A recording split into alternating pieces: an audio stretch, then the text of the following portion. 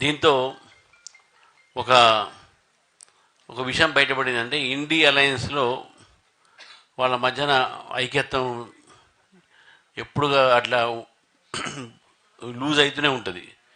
ఒక్కొక్క పార్టీ ఒక మాట, కాంగ్రెస్ ఒక ఆట అయితే మిగతా పార్టీలు ఒక మాట. కాబట్టి వారికి ప్రత్యేకమైన ధన్యవాదాలు తెలుపుతూ మల్లికార్జున ఖర్గే గారు నిన్న మాట్లాడినారు.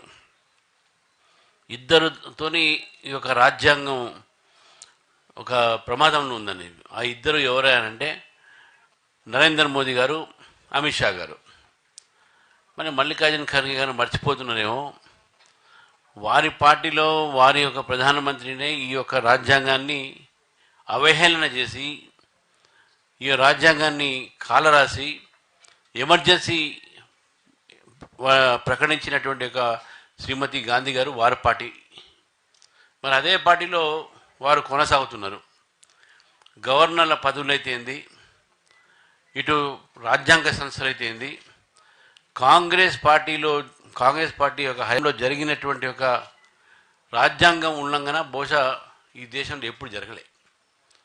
వాళ్ళు దే హ్యావ్ డిస్రెస్పెక్టెడ్ కాన్స్టిట్యూషన్. రాజ్యాంగాన్ని అవహేళన చేశారు, రాజ్యాంగాన్ని అవమానపరిచారు. మరి అటువంటి సమయంలో మల్లికార్జున ఖర్గే గారు ఈ మాట అనడం అనేది చాలా ఆశ్చర్యంగా ఉంది. ఈరోజు భారత రాష్ట్రపతి సుప్రీంకోర్టుకు ఒక రిఫరెన్స్ పంపించారు. ఏంటంటే మన గవర్నర్స్ 2 నెలల్లో కానీ సమయంలో కానీ బిల్స్ అసెంట్ ఇవ్వాలా లేదా అనేది పంపించారు. సరే, దాంట్లో కేంద్రం కూడా అఫిడవిట్ వేసింది, లేదు దాని సమయం ప్రకారం పంపించాల్సి ఉంది, దాంట్లో అనుమానం లేదని చెప్పేసి కూడా తుషార్ మెహతా గారు అవసరం ఉందని చెప్పేసి. ఇప్పుడు నేను ఈ ప్రభుత్వాన్ని అడుగుతా ఉన్నాను, మీ స్పీకర్ కూడా తొందరగా చేయాలి కదా. మీ స్పీకర్ దగ్గర కూడా యాంటీ డిఫెక్షన్ నోటీసెస్ చాలా ఉన్నాయి కదా, లెటర్స్ ఉన్నాయి, అప్లికేషన్స్ ఉన్నాయి కదా. మరి దానిపైన మాత్రం సమయం లేదు, గవర్నర్ మాత్రం వాళ్ళ సమయం ప్రకారం చేయాలి. దయచేసి మీరు సుప్రీంకోర్టులో ఏదైతే అఫిడవిట్లో మీరు 2 నెలల్లో పూర్తి చేయాలని చెప్తున్నారో, మీ స్పీకర్ కూడా చెప్పండి, ఏదైతే డిఫెక్షన్స్ మీద వచ్చినటువంటి ఏదైతే నోటీసెస్ ఉన్నాయో, ఏవైతే అప్లికేషన్స్ ఉన్నాయో దాన్ని కూడా సమయానుసారాన్ని డిస్పోజ్ చేయండి. You can't take a hypocritical stand. అక్కడ ఒక స్టాండు, ఇక్కడ ఒక స్టాండు.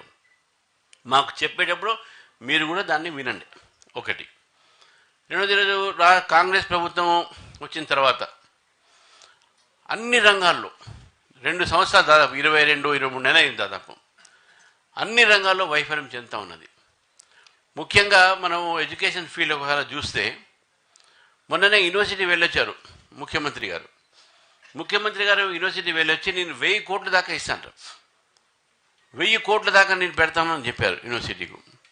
వారు వచ్చిన తర్వాతనే మొదటి ఒక నెల అయింది, వారికి సమయానికి జీతాలు రావట్లే. అక్కడ ఉన్నటువంటి ప్రొఫెసర్లకు ఫస్ట్కు పడాల్సిన జీతము మొన్న 6వ తారీఖు పడ్డది. 6వ తారీఖు ఎప్పుడు ఇంత ఆలస్యం కాలే. ఈ కాంగ్రెస్ ప్రభుత్వం వచ్చిన తర్వాత జీతాలు లేట్ వచ్చినాయి యూనివర్సిటీలో. ఈరోజు యూనివర్సిటీ హాస్టల్స్ పరిస్థితి చూడండి మీరు, యూనివర్సిటీ బిల్డింగ్స్ చూడండి మీరు. ఒక ఉస్మానియా యూనివర్సిటీ కాదు, మొత్తం తెలంగాణలో ఉన్నట్టు యూనివర్సిటీ. ఇది పాలమూరు యూనివర్సిటీలో ఎంతమంది ప్రొఫెసర్లు కావాలి, ఎంతమంది పనిచేస్తున్నారు.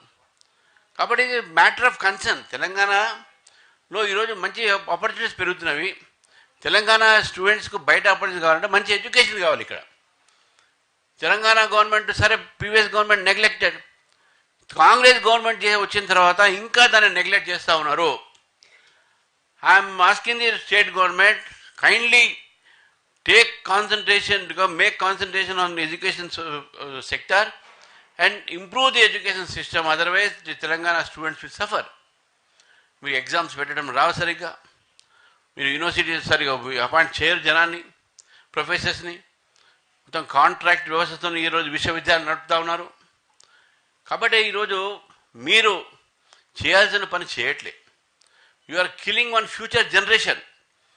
ఏ ఒక విశ్వవిద్యాలయ భావి తరం అక్కడ బయటకు వస్తుందో ఆ తరాన్ని ఈరోజు మీరు వారిని అణిచివేస్తూ ఉన్నారు, వారిని అంధకారంలో తోసిస్తున్నారు. కాబట్టి ఈ యొక్క విషయంలో ప్రభుత్వం ఆలోచించాలి. ఫైనాన్షియల్ పొజిషన్ బాగాలేదు, జీతాలు ఇచ్చే పరిస్థితి లేదు. మీరు ఎలక్షన్స్కి ముందు 6 గ్యారెంటీస్ చెప్పినప్పుడు మా దగ్గర వనరులు ఉన్నాయి, మేము 100 రోజుల్లో వనరులు సృష్టిస్తాం, ఇవన్నీ కూడా మేము తప్పకుండా ఈ